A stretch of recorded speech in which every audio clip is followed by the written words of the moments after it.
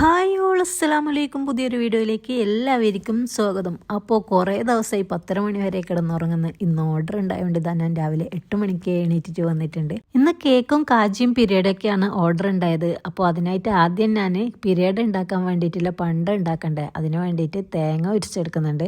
തേങ്ങ ഉരിക്കുമ്പോൾ പിന്നെ കുറച്ചധികം തന്നെ ഉരിച്ചെടുത്ത് പിന്നെ നമുക്ക് കറിക്കൊക്കെ ആവശ്യത്തിന് ഫ്രീസറിൽ സ്റ്റോർ ചെയ്ത് വെക്കാമല്ലോ. അപ്പോൾ അതിന് വേണ്ടിയിട്ട് ഞാനിതാ 9 തേങ്ങ ഉരിച്ചെടുത്തിട്ടുണ്ട്. അപ്പോൾ അതൊക്കെ ഞാൻ കൊത്തിയെടുക്കുക ചെയ്യുന്നതിന് പിന്നെ എന്നിട്ട് ഞാൻ ഗ്രൈൻഡറിലൊന്ന് ചിരകി എടുക്കുന്നുണ്ട്. ഒരു 5 തേങ്ങ പിരീഡ് ഉണ്ടാക്കാൻ വേണ്ടിയിട്ട് വേണം. ബാക്കി ഞാൻ ഫ്രീസറിൽ സ്റ്റോർ ചെയ്ത് വെക്കാൻ വേണ്ടിയിട്ടാണ്. ഇന്നലെ വീഡിയോ ഒന്നും ഇടാൻ പറ്റിയിട്ടില്ല. ഇന്നലെ ഹോസ്പിറ്റലിലൊക്കെ ആയതുകൊണ്ട് പിന്നെ വീഡിയോ ഇടാൻ പറ്റാതിരുന്നതാണ്. അപ്പോൾ ഇന്ന് ഞാൻ എന്തായാലും ലോങ് വീഡിയോ എടുക്കണം എന്ന് വിചാരിച്ചിട്ട് തന്നെ വന്നതാണ്. അപ്പോൾ രാവിലെ തന്നെ ഞാൻ ഇന്ന് പിന്നെ ഓർഡറും കാര്യങ്ങളൊക്കെ ഉണ്ടല്ലോ, അപ്പോൾ പിന്നെ എന്തായാലും നിങ്ങൾക്കും കൂടി കാട്ടിത്തരാമെന്ന് വിചാരിച്ച് അങ്ങനെ ഇതാ എൻ്റെ തേങ്ങ ചിരവലൊക്കെ കഴിഞ്ഞിട്ടുണ്ട്. പിന്നെ ഞാൻ കേക്കിന് വേണ്ടിയിട്ടുള്ള മുട്ടയൊക്കെ മിക്സിയിലിട്ടിട്ടൊന്ന് അടിച്ചിട്ട് കുഴച്ച് വെക്കുന്നുണ്ട്.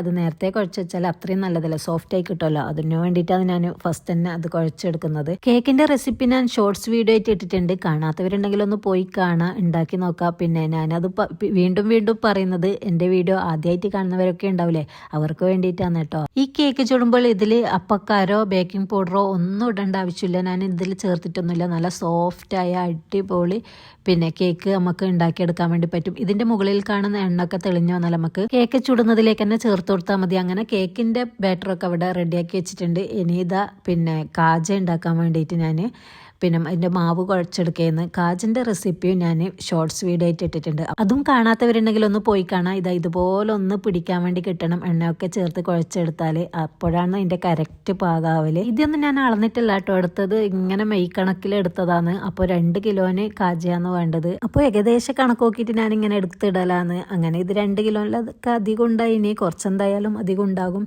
അങ്ങനെ ഇത് നമ്മുടെ മാവൊക്കെ കുഴച്ച് റെഡിയാക്കി വെച്ചിട്ട് അതൊന്ന് പരത്തി എടുത്തിട്ടുണ്ട്. അങ്ങനെ അതിൻ്റെ മുകളിലൊക്കെ എണ്ണയൊക്കെ ചേർത്ത് അതൊന്ന് റോളാക്കിയിട്ട് എടുക്കണം. അങ്ങനെ അതൊക്കെ റോളാക്കിയിട്ട് ഓരോന്നും മാറ്റിയെടുക്കുന്നുണ്ട്.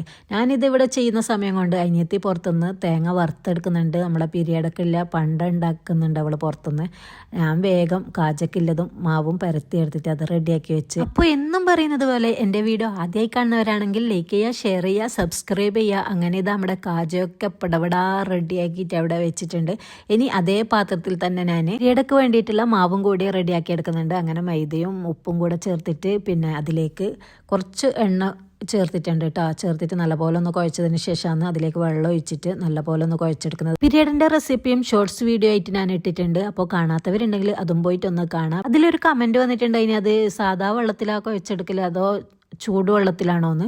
സാധാ വെള്ളത്തിൽ തന്നെയാണ് എല്ലാം ഞാൻ കുഴച്ചെടുക്കുന്നത്. ചൂടുവെള്ളത്തിൽ ഒരു സാധനത്തിനും കുഴച്ചെടുക്കുന്നില്ല. അങ്ങനെ ചൂടുവെള്ളത്തിൽ കുഴച്ചെടുക്കുന്ന എന്തെങ്കിലും സാധനം ഉണ്ടെങ്കിൽ അത് ഞാൻ പ്രത്യേകം അതിൽ പറയും, ഇത് ചൂടുവെള്ളത്തിലാണ് കുഴച്ചെടുക്കുന്നത്. സാധാ വെള്ളത്തിൽ തന്നെയാണ് നമ്മൾ പിരിയഡൊക്കെ വേണ്ടിയിട്ട് കുഴച്ചെടുക്കുന്നത്. കാജക്ക് വേണ്ടിയിട്ടായാലും എല്ലാം സാധാ വെള്ളത്തിൽ തന്നെയാണ് കുഴച്ചെടുക്കുന്നത്. അങ്ങനെ ഇതാ നമ്മുടെ പിരിയഡൊക്കെ വേണ്ടിയിട്ടുള്ളത് ഓരോന്നും ഞാൻ പരത്തി റൗണ്ട് ഷേപ്പിലാക്കിയിട്ട് മുറിച്ച് കൊടുത്തിട്ടുണ്ട്.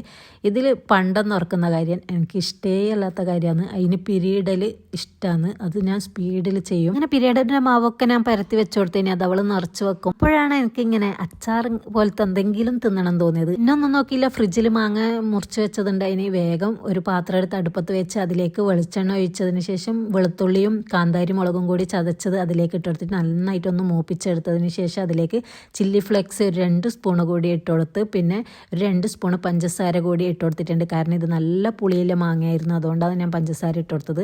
പിന്നെ ഉപ്പും കൂടി ആവശ്യത്തിന് ചേർത്ത് കൊടുത്തിട്ട് നല്ല പോലെ ഒന്ന് ഇളക്കിയെടുത്ത് എൻ്റെ പൊന്നോ സ്വർഗമാ സ്വർഗം, എന്ത് ടേസ്റ്റ്. കുറച്ച് സിർക്ക കൂടി ചേർത്ത് കൊടുക്കണം കേട്ടോ, അതിൽ കാണിക്കാൻ വേണ്ടി മറന്നുപോയി. ഇനി ഒരു പാത്രത്തിലാക്കി വെച്ചോ. എന്തെങ്കിലും പണിയെടുക്കുന്നതിൻ്റെ ഇടയ്ക്ക് എനർജി കിട്ടാൻ വേണ്ടിയിട്ട് ഓരോ സ്പൂൺ വീതം കോരി തിന്നാൽ മതി. അടിപൊളി ടേസ്റ്റാണ്. ഇങ്ങനെ എന്തെങ്കിലും പണിയെടുക്കുമ്പം പിന്നെ എനിക്ക് അങ്ങനത്തെ പ്രാന്തൊക്കെ ഉണ്ട്. ഇടയ്ക്കിടയ്ക്ക് എനർജി കിട്ടാൻ വേണ്ടിയിട്ട് എന്തെങ്കിലും പുളിവെള്ളം കലക്കി കുടിക്കലോ അല്ലെങ്കിൽ മാങ്ങ തിന്നലോ അങ്ങനത്തെ എന്തെങ്കിലും വട്ടുണ്ട്. നിങ്ങൾക്കായിരിക്കെങ്കിൽ അങ്ങനത്തെ വട്ടുണ്ടെങ്കിൽ ഒന്ന് പറയണം. എൻ്റെ റബ്ബേ, ഇത് എഡിറ്റ് ചെയ്യുമ്പം തന്നെ എൻ്റെ വായിൽ ഇങ്ങനെ കപ്പലോട്ടേണ്ട വെള്ളമുണ്ട്. അപ്പോഴേക്ക് ഇതാ ഓള് പീരിയഡിൻ്റെ എല്ലാ സംഭവങ്ങളും നിറച്ച് കഴിഞ്ഞിട്ടുണ്ട്. പിന്നെ എൻ്റെ പണിയാണ് പീരിയഡിൽ. അങ്ങനെ ഞാൻ വേഗം അതൊക്കെ പീരിയഡ് നെയ്യിട്ട് കൊടുത്തിട്ടുണ്ട്. ഇനി അവൾ എണ്ണ തീമ വെച്ചിട്ട് അവൾ ചുട്ടോളും. അങ്ങനെ കുഴക്കലും പരത്തലും പിരിക്കലും ഒക്കെ കഴിഞ്ഞിട്ടുണ്ട്. ഇനി കാജ മുറിക്കാൻ കൂടി ബാക്കിയുണ്ട്.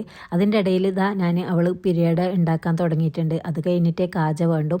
അപ്പോൾ അതിന് മുമ്പിലേ ഞാനിതാ പഴം വാങ്ങിയിട്ടുണ്ട് അതിന് കായ് ഹലുവ ഉണ്ടാക്കാൻ വേണ്ടിയിട്ട്.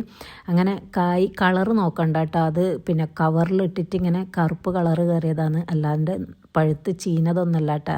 നല്ല പഴുത്ത പഴം കൊണ്ട് ഹലുവയൊക്കെ ആയാലും അടിപൊളി ടേസ്റ്റ് ഉണ്ടാകും.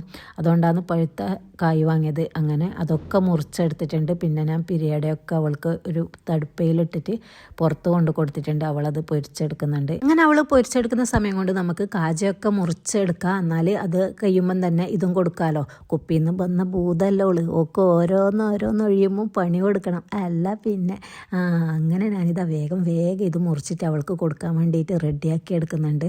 പിന്നെ അങ്ങനെ ഇതാ കാജക്കുള്ളതൊക്കെ മുറിച്ചതിന് അപ്പൊക്കെ എനിക്ക് വിശന്ന് ഗൈസ്. ഉച്ചയില്ലേ, 2 മണി കഴിഞ്ഞിട്ടുണ്ട്.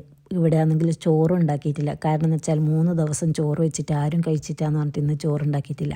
അപ്പോൾ ഞാൻ പപ്സും മുന്തിരി ജ്യൂസിലും കൂടി ഒതുക്കിയിട്ടുണ്ട്. അങ്ങനെ അതൊക്കെ കഴിച്ച് അപ്പൊക്ക് ഇത് അവൾ കാജ് ചുടാൻ തുടങ്ങിയിട്ടുണ്ട്. പിന്നെ ഞാൻ പഴം മുറിച്ച് വെച്ചിനല്ലോ, ഇനി അതൊക്കെ ഒന്ന് മിക്സിയിലിട്ടിട്ട് അടിച്ചെടുക്കണം. അങ്ങനെ അതൊക്കെ ഞാൻ മിക്സിയിലിട്ടിട്ട് ഒന്ന് അടിച്ചെടുത്തിട്ടുണ്ട്.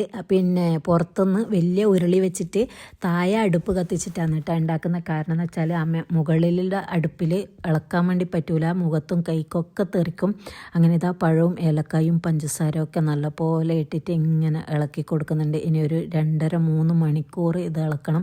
അപ്പോഴേ കായ് ഹലുവ ഉണ്ടാവും. അപ്പോൾ ആർക്കെങ്കിലും കായ് ഹലുവ വേണമെന്നുണ്ടെങ്കിൽ സ്ക്രീനിൽ കാണുന്ന നമ്പറിലേക്ക് വിളിച്ചാൽ മതി, വാട്സപ്പ് കോൾ ചെയ്താൽ മതി കേട്ടോ. അപ്പോൾ എടുക്കുന്നതാണ്.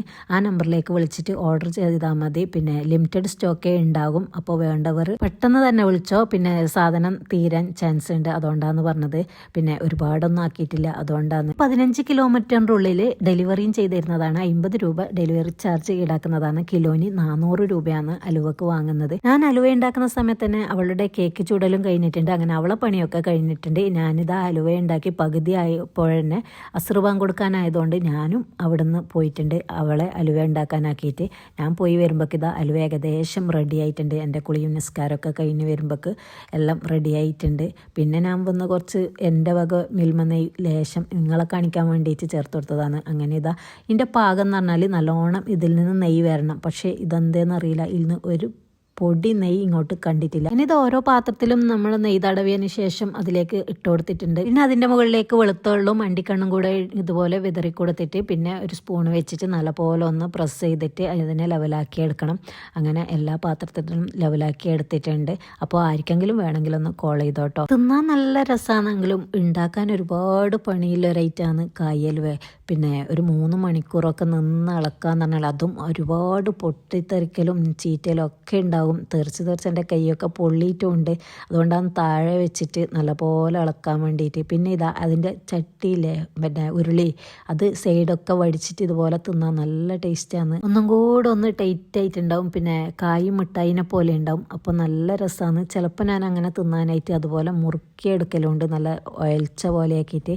അങ്ങനെയൊക്കെ തിന്നാൻ നല്ല ടേസ്റ്റാണ്. അങ്ങനെ അലുവയൊക്കെ ഉണ്ടാക്കി തീരുമ്പോൾ തന്നെ 5 മണിയായിട്ടുണ്ട്. ഇന്ന് തെരഞ്ഞെടുപ്പിൻ്റെ കൊട്ടിക്കലാശൽ അതിനൊക്കെ പോകണമെന്ന് വിചാരിച്ചിന്. പിന്നെ ഇതൊക്കെ പണി തീരുമ്പോൾക്ക് എന്തോ ഒരു മടി, അതുകൊണ്ട് അതിന് പോയിട്ടുമില്ല. അങ്ങനെ ഇതാ ഇന്ന് രാവിലെ മുതൽ വൈകുന്നേരം വരെയുള്ള നമ്മുടെ പണികളൊക്കെ റെഡി ആയിട്ടുണ്ട്. അപ്പോൾ പുതിയൊരു വീഡിയോയുമായി വീണ്ടും വരുന്നത് വരേക്കും ബായ്.